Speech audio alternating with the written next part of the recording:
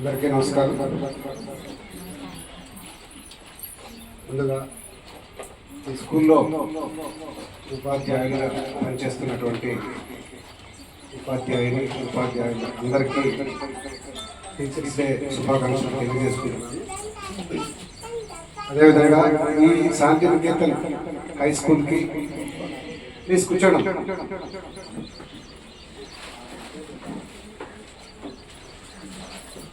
ఈ ఫంక్షన్కి అటెండ్ కావడంలో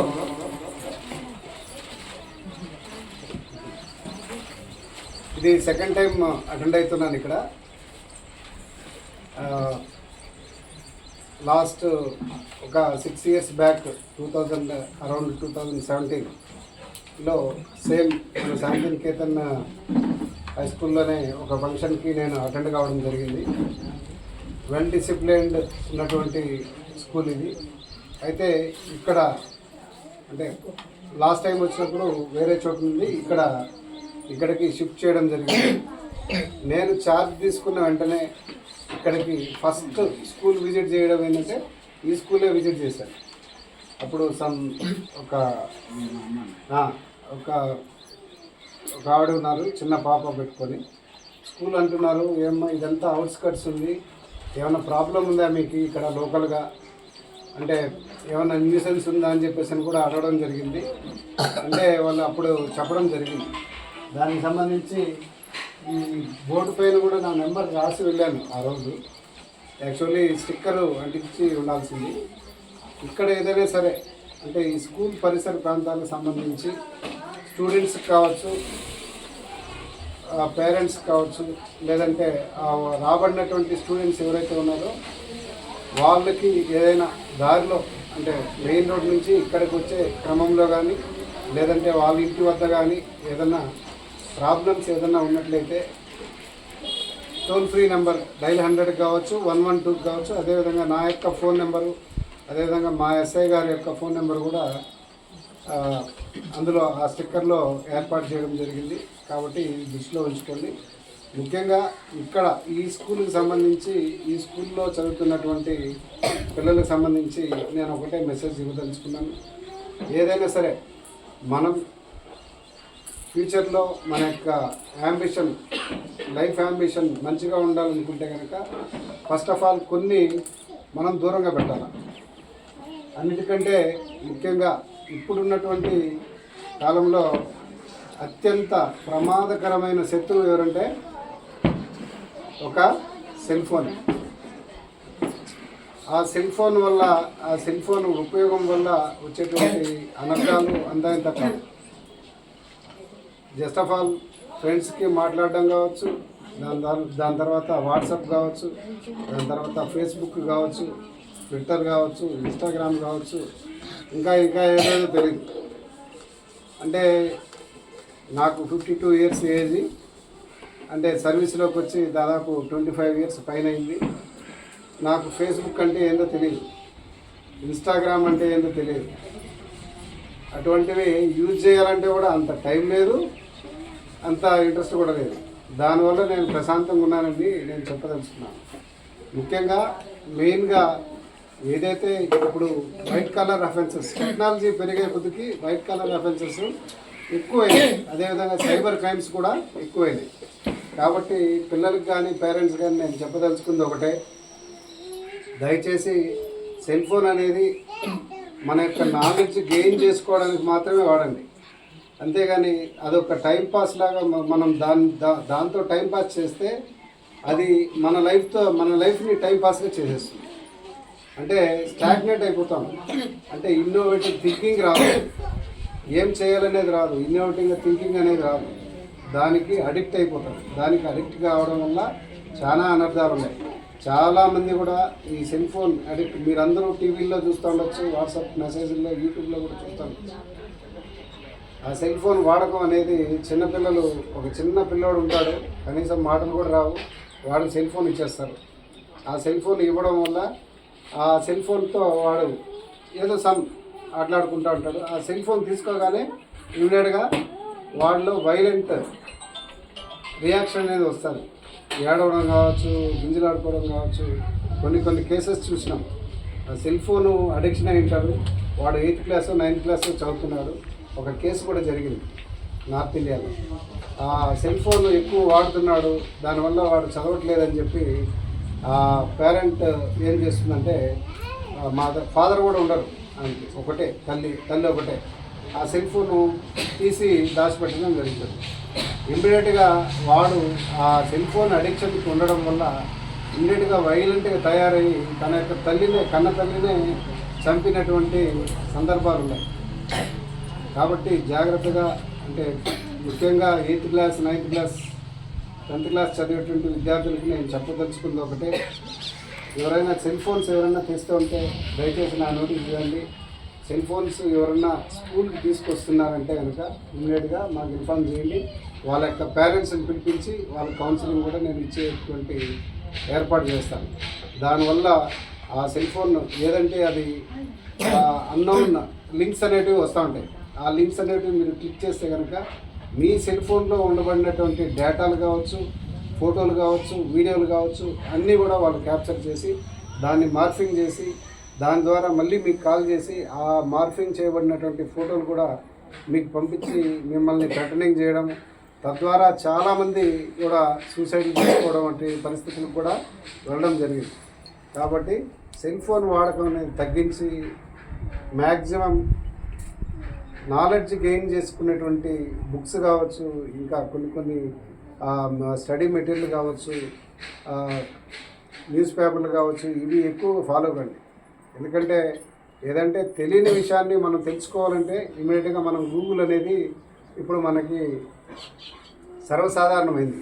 ఏదైనా సరే మనం తెలుసుకోవాలంటే ప్రొద్దుటూరు నుంచి పుత్తూరు వరకు కావచ్చు, లేదంటే పుత్తూరు గురించి కావచ్చు, లేదంటే పొంగనూరు గురించి కావచ్చు, సింగపూర్ గురించి కావచ్చు, అమెరికా గురించి కావచ్చు, దాని యొక్క డేటాను తెలుసుకోవాలంటే ఊరికే గూగుల్లోకి వెళ్ళి జస్ట్ దాన్ని క్లిక్ చేసి మనకు కావాల్సినటువంటి ఇన్ఫర్మేషన్ కావాలంటే ఇమ్మీడియట్గా ఇస్తుంది. అట్ ది సేమ్ టైం దాన్ని మనం ఎంత ఉపయోగకరంగా మనకి నాలెడ్జ్ గెయిన్ చేసుకునే వరకు మనం ఉపయోగించుకుంటామో అది మనకు ఆ విధంగానే రెస్పాండ్ అవుతుంది. పొరపాట్లు కనుక ఆ సైడ్ వేస్లో కనుక వెళ్తే దాని రిలేటెడ్ సంబంధించినటువంటి మెసేజెసే మనకు వస్తాయి.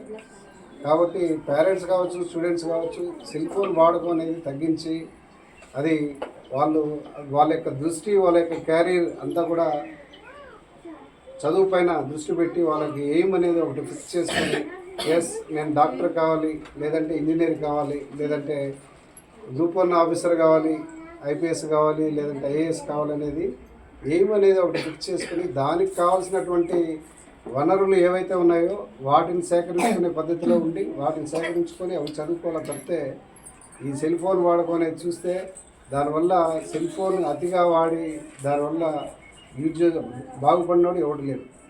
ఫర్ ఎగ్జాంపుల్ రీసెంట్గా నిన్ననే కేసు కట్టారు. ఆ కేసులో ఏంటంటే కరోనా టైంలో ఒక తల్లికి, అంటే ఒక ఆమె మ్యారేజ్ అయింది. తన ఆ మ్యారేజ్ అయిన ఫస్ట్ భర్త తోటి 3 పిల్లల్ని కనింది. 3 పిల్లల్ని కనిన తర్వాత భర్త హరాస్మెంట్ ఎక్కువయ్యే కొందికి at the same time cell phone వాడకం అనేది వాడిందనమాట. దాంట్లో టిక్ టాక్ అనే యాప్ ద్వారా ఇక్కడ ప్రొద్దుటూరుకు సంబంధించినటువంటి ఆమె ఉత్తరప్రదేశ్కి సంబంధించిన మహిళ ఆమె. ఇక్కడ బీహార్ నుంచి వచ్చినాడు. దాదాపు 15-20 సంవత్సరాలు అయింది. ప్రొద్దుటూరులో ఒక గాలి మిషన్ పెట్టుకొని వాడు జీవనం సాగిస్తున్నాడు. ఆల్రెడీ వాడికి మ్యారేజ్ అయింది. వాడికి 2-3 పిల్లలు ఉన్నారు. అటువంటి వాంతో ఆ టిక్ టాక్లో సెల్ ఫోన్లో పరిచయం అయ్యి ఆ పరిచయం కాస్త క్లోజ్నెస్ పెరిగి ఆమె తన భర్తని వదిలి 3 పిల్లల్ని తీసుకొని వచ్చి అతనితో పాటు సహజీవనం సాగిస్తూ ఉండడం. ఇక్కడ సహజీవనం సాగిస్తూ 3 పిల్లలే కాక అతనితో పాటు ఉండడం వలన ఇంకొక బిడ్డకు కూడా జన్మనిచ్చింది. అదే క్రమంలో వాడు ఏం చేసినాడంటే వాడు సెల్ ఫోన్లో అడిక్ట్ అయ్యి ఆమె తల్లి లేని సమయంలో ఎవరైతే ఫస్ట్ భర్తకి ఆమె మొదటి కూతురు ఉంటుంది, ఆ పాపకు 11 ఏళ్ళు వయసు ఉంటుంది. ఆమె తల్లి లేని సమయంలో ఆ పాపతో చెడుగా ప్రవర్తించడం, దాని తర్వాత చేయరాని పనులు చేయడం, దానివల్ల అది ఆ అమ్మాయిని భయపించడం ద్వారా అమ్మాయి చెప్పుకోలేకపోవడం, ఇదంతా కూడా జరిగిందనమాట. గత 6 నెలలుగా ఈ కార్యకలాపాలన్నీ కూడా చేస్తూ వచ్చినాడు. దాని తర్వాత ఫైన్ డే మన 3 days బ్యాక్ ఆ తల్లికి విషయం తెలిసి డౌట్ వచ్చి రెడ్ హ్యాండెడ్గా చూడడం కూడా జరిగింది. ఇదంతా ఆ సెల్ ఫోన్ వల్ల తెలియని వ్యక్తులతో, తెలియని ప్రదేశంలో, తెలియని రాష్ట్రాల్లో ఉన్నటువంటి వ్యక్తులతోటి పరిచయమై ఆ పరిచయాల వల్ల ఆమె తన యొక్క కుటుంబాన్ని తన అక్కడ ఉన్నటువంటి తన రాష్ట్రం కావచ్చు, తన ఊరు కావచ్చు, ఆ ఊరు నుంచి వచ్చి ముక్కు ముఖం తెలియని వాటితో పరిచయం ఏర్పరచుకొని వాటితో శారీరక సంబంధం కలిగి ఇక్కడికి వచ్చి ఇక్కడ ఇంకొక బిడ్డని కని ఇక్కడ ఆమె ఏం పని చేస్తుందంటే కొన్ని ఇళ్ళల్లో పాచి పని చేస్తారు. ఆ పని ఏదో ఆడ గౌరవంగా చేసుకొని బతుకుంటే పిల్లలైనా గౌరవంగా ఉండేది. కానీ కుక్కలో చింపిన విస్తరలాగా అయిపోయింది. ఇదంతా దేనివల్ల వచ్చింది? సెల్ ఫోన్ వాడడం వల్ల, ఈ కొన్ని యాప్స్ వాడడం వల్ల ఇవన్నీ కూడా వచ్చాయి. అదేవిధంగా చాలామంది పిల్లలు వాళ్ళు తెలుసో తెలియకో వాట్సాప్ చాటింగ్లో, ఆ వాట్సాప్ చాటింగ్లో కొన్ని మెసేజెస్ వస్తాయి సైబర్ క్రైమ్ సంబంధించినటువంటి, దాన్ని యూజ్ చేయడం, దాన్ని యూజ్ చేసిన తర్వాత అది వాడు ఆ లింక్స్ ఏదైతే ఆ సెల్ ఫోన్లో వాట్సాప్ చాటింగ్ చేసేటప్పుడు కావచ్చు, లేదంటే SMS కావచ్చు, ఏదైనా ఒక బ్లింక్ మెసేజ్ వస్తుంది, బ్లాంక్ మెసేజ్, దాని ఊరికి దీన్ని క్లిక్ చేస్తే కనుక మీకు ఒక 5 లక్షల రూపాయలు బంపర్ ప్రైజ్ తగిలింది మీ నెంబర్కి, దీన్ని క్లిక్ చేస్తే మీకు 5 లక్షల రూపాయలు వస్తుందంటే పొరపాటుగా ఎవరికైనా సరే ఊరికే ఉన్న వాళ్ళకి 100 రూపాయలు వస్తుందన్నా కూడా ఏదో అని చెప్పేసి అని మనం క్లిక్ చేస్తాం. క్లిక్ చేయగానే ఇమ్మీడియట్గా మన సెల్ ఫోన్లో ఉన్నటువంటి డేటా మొత్తం కూడా వాడు గ్రాప్ చేస్తాడు. మన యొక్క ఆధార్ కార్డు కావచ్చు, మన యొక్క పాన్ కార్డు కావచ్చు, బ్యాంక్ అకౌంట్లు కావచ్చు, లేదంటే ATM పిన్ నెంబర్లు కావచ్చు, మన యొక్క మొబైల్లో ఉన్నటువంటి మన రిలేటివ్స్ నెంబర్లు కావచ్చు, అదేవిధంగా మన ఫొటోస్ కావచ్చు, వీడియోస్ కావచ్చు, టోటల్ కూడా వాడు గ్రాప్ చేసేసి మళ్ళీ బ్లాక్మెయిలింగ్ నేచర్లో మళ్ళీ వాడిని థ్రెటన్ చేసి కాల్ చేయడం, వాని బ్యాంక్ అకౌంట్లో ఉన్నటువంటి డబ్బంతా కూడా వాడు గ్రాప్ చేయడం, ఇదంతా కూడా లాస్ట్కి బయట ఎవరికి చెప్పుకోలేక వాడు చేసే టార్చర్కి, వాడు చేసేటువంటి హరాస్మెంట్కి సూసైడ్ చేసుకునేటువంటి పరిస్థితి కూడా ఏర్పడిన సందర్భాలు ఉన్నాయి. ఒకనొక వ్యక్తి బీటెక్ చదువుకున్నాడు జమ్మలమడుగులో. బీటెక్ చదువుకొని అతను సాఫ్ట్వేర్ ఎంప్లాయ్ బెంగళూరులో వర్క్ చేస్తున్నాడు. అతను ఇలానే ఈ ఫేస్బుక్లోనో ఇన్స్టాగ్రామ్లోనో ఒక లేడీతో పరిచయం అయింది. ఆ లేడీతో పరిచయం కాస్త నేను నేను ప్రేమిస్తున్నానని చెప్పడం, అట్లా వాడు జస్ట్ నాకు ఇప్పుడే మా మదర్కో, లేదంటే మా ఫాదర్కో, లేదంటే మా సిస్టర్కి యాక్సిడెంట్ అయింది, అర్జెంటుగా డబ్బులు కావాలా, ఏం చేయాలో అర్థం కావడం లేదు అని చెప్పేసి అని ఆమె ట్రాప్ చేయడం.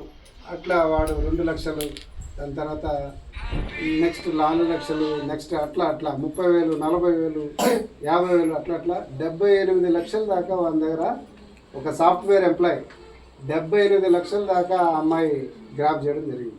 తీరా అంత నష్టపోయిన తర్వాత బయట ఆడ చెప్పుకోలేదు వాడు. తీరా నష్టపోయిన తర్వాత నెక్స్ట్ ఆమె ఉల్టాగా నువ్వు నన్ను ఇటు చేసినావు, నువ్వు నన్ను ఇటు అరెస్ట్ చేసినావు, నువ్వు నన్ను ఇటు వీడియో కాల్ ఇట్లా చూడమన్నావు, అట చూడమన్నావు, ఇటు చూడమన్నా అని చెప్పి బ్లాక్మెయిలింగ్ నేచర్ తిరిగి ఆ అమ్మాయి అర్థం తిరగడం కూడా జరిగిందనమాట. కాబట్టి సెల్ ఫోన్ని మనము ఒక శత్రువుగానే భావించి దాన్ని దూరంగా పెడితే మన యొక్క భవిష్యత్తు కూడా బాగుంటుంది. ఈ యొక్క పిల్లలకే కాదు, పేరెంట్స్కి కావచ్చు, ఉన్నటువంటి తమ పిల్లలు మంచి సక్రమ మార్గంలో పోతున్నారో లేదనేది కూడా ఒక కంట మనం కనిపెడుతూ సెల్ ఫోన్ వాడకం అనేది తగ్గించి వాళ్ళకి ఎక్కువ ఈ పుస్తకాల వైపు, నాలెడ్జ్ గెయినింగ్ సంబంధించినటువంటి మెటీరియల్ వైపు వాళ్ళకి సేకరించి వాళ్ళు పైకి వచ్చే విధంగా మీరంతా కూడా సేకరించాలని, దీని యొక్క అనర్థాలు గమనించి జాగ్రత్తగా ఉంటారని కోరుకుంటున్నాను.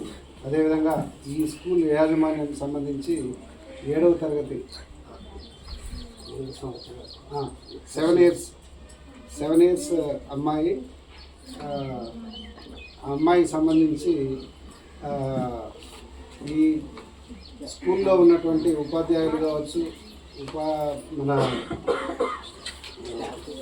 స్కూల్కి సంబంధించినటువంటి స్కూల్ పిల్లలకు సంబంధించినటువంటి పేరెంట్స్ కావచ్చు, మీరందరూ కూడా సహకరించి ఆ అమ్మాయి యొక్క అనారోగ్య పరిస్థితి దృష్ట్యా మీరందరూ ఒక అడుగు ముందుకు వేసి మీ యొక్క చేయూతతో ఆ అమ్మాయికి అనారోగ్యాన్ని చికిత్స కొరకు మీరు ముందుకు వచ్చి కొంత ఆర్థిక సహాయాన్ని మీరు ఇవ్వడం అనేది చాలా హర్షించదగ్గ విషయం. నేను చాలా వరకు చూశాను, చాలా స్కూల్లో చూశాను. ఇట్లా పేరెంట్స్ మూకుమ్మడిగా ముందుకు వచ్చి ఒక స్కూల్లో చదువుతున్నటువంటి ఒక పేద విద్యార్థినికి ఆమె యొక్క చికిత్స కొరకు మీరు ముందుకు వచ్చి ఆర్థిక సహాయం చేయుతూనివ్వడం అనేది చాలా హర్షించదగ్గ విషయం. ఆ దేవుడు మిమ్మల్ని మీ పిల్లల్ని మీ కుటుంబ సభ్యుల్ని అందరినీ కూడా చల్లగా కాపాడాలని, అదేవిధంగా ఆ పాపకి తొందరగా ఆరోగ్యం కోరుకోవాలని మనస్ఫూర్తిగా కోరుకుంటూ నాకు ఇచ్చినటువంటి ఈ అవకాశానికి మీ అందరికీ కూడా పేరు పేరున నమస్కారం తెలియజేస్తాను.